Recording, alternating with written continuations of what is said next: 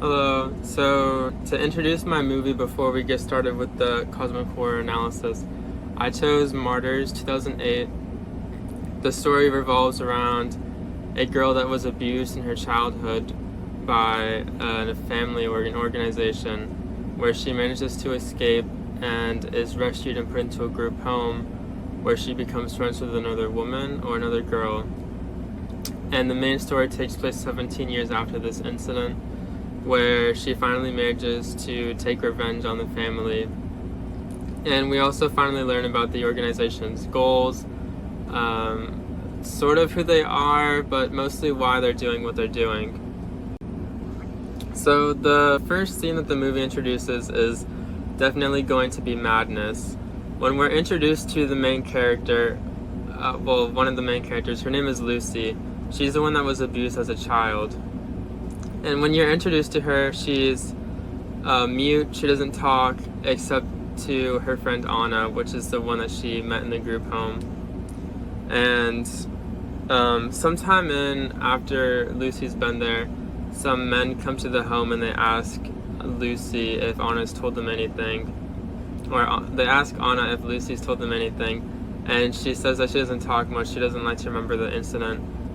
And then during that meeting, one of the people says that Lucy never came down to breakfast, and Anna goes and finds her with her wrist slit in the bathtub, and the only thing that Lucy says is that it wasn't her that did it.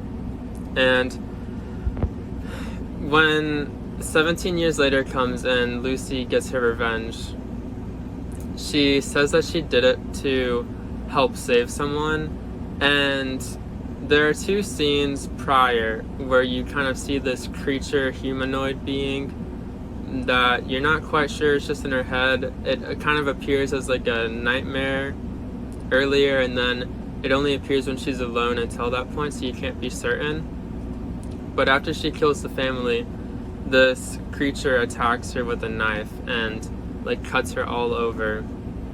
And Anna, her friend, finally finds her in a few scenes later, where you finally realize that the creature is not real, but it's almost as if it's just a manifestation of Lucy's feelings. And so all the harming she's been doing to herself, but to her, it's a different being harming her. And the reason that this kind of manifests, I think, is you see in a scene earlier where Lucy is escaping and she passes by someone that she leaves there. Presumably they end up dying, because I don't think anyone would have survived that. So to me at the start, I assumed it was just a manifestation of her guilt, and that's why she believed that by killing the family, she said to it, like, you don't have to be scared now, you're okay. But kind of thinking it from the viewpoint that it's not real, it's not another person, it's just a figment of her persona, almost as if dissociative personality disorder. That's why it kind of hits a different way when she says, don't worry, it's okay, they're all dead now. Because from that viewpoint, she's almost talking to herself, saying that it's okay, she finally got revenge on all the people that hurt her. But that's definitely a very strong madness aspect.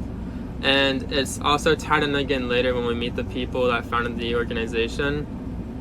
They describe how to torture someone in a simple 3 steps.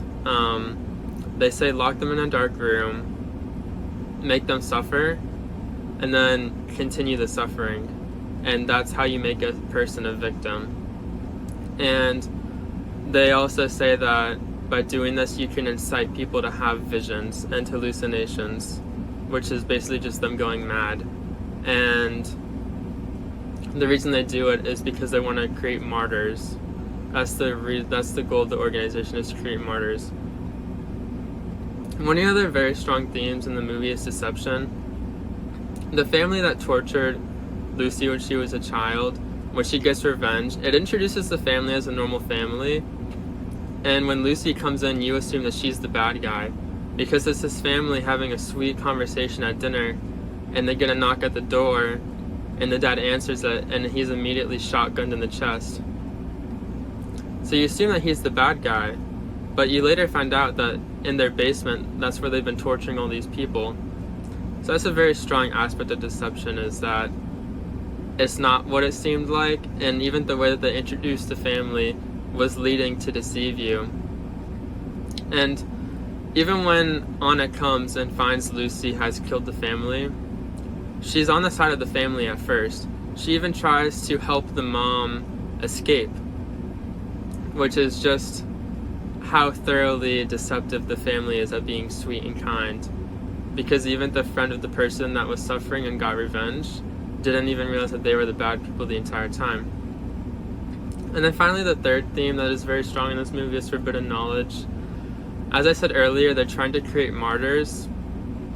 And the way that they describe the martyrs in the movie is they show pictures of people that have quote-unquote experienced death, and you can see it in their eyes somehow. So they're trying to get all these people to suffer so much, so greatly, that they are dead. They're like in a Schrodinger's cat situation where they're dead and they can see death, what happens, but they're alive, so that they can tell people what death is. And so finally at the end of the movie, when they've gotten Anna to become a martyr and they say that they see it in her eyes, Anna whispers to the woman in charge of the organization what she sees on the other side of death. And we never hear it as the audience. It's too quiet. And the whole movie's in French, by the way. I don't know why I didn't say that earlier. So you can't read her lips either. But the headmistress ends up shooting herself in the head. She says to, I'm guessing her right-hand man, she says, "Do you want to know what death is like?" Or something along those lines, and then she shoots herself in the bathroom. And by the way, this movie was super, super gruesome. Not in a bad way, but there was definitely a lot of belittling people. And I thought of listing humans aren't the primacy in the universe, but I figured if it was people dehumanizing other people didn't exactly count. And the madness aspect, as I mentioned earlier, getting people to hallucinate, you do actually see Anna hallucinate a little bit, or it's only auditory of her hearing her best friend Lucy talking to her and asking her how she's doing so fine, and she gives her advice to just let all her feelings go. So that's how she kind of gets through it. But the ending scene of the movie, or one of the last scenes in the movie, is they tell Anna that her suffering is almost done, and then they proceed to skin her alive.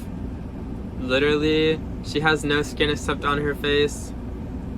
And this kind of brutal torture is seen earlier also, where one of the subjects they had was hallucinating seeing cockroaches all over them. So they put metal headgear around her eyes and literally bolted it onto her scalp. And Anna, when she was trying to help her, when she rescued her from the basement under the family's house, and she had to literally take bolts out of her head, the woman ended up having her hallucinations again and actually tried to shave off her skin and slit her own wrists. So this movie is definitely dark and gruesome, not for the light-hearted. And that was the discussion of the themes that I think were most impactful: the madness, deception, forbidden knowledge, and just a little hint of humanity's primacy in the universe. But since it was inflicted on humans by other humans, I don't think it counts. And one of the scenes from the movie that really hits home on this is actually when Anna is being tortured and you see her pee on the toilet. I think all the shame that she felt from having to do that is definitely when her will and strength started to fade, and you can really see in her eyes the change that happened in that scene. And I'm gonna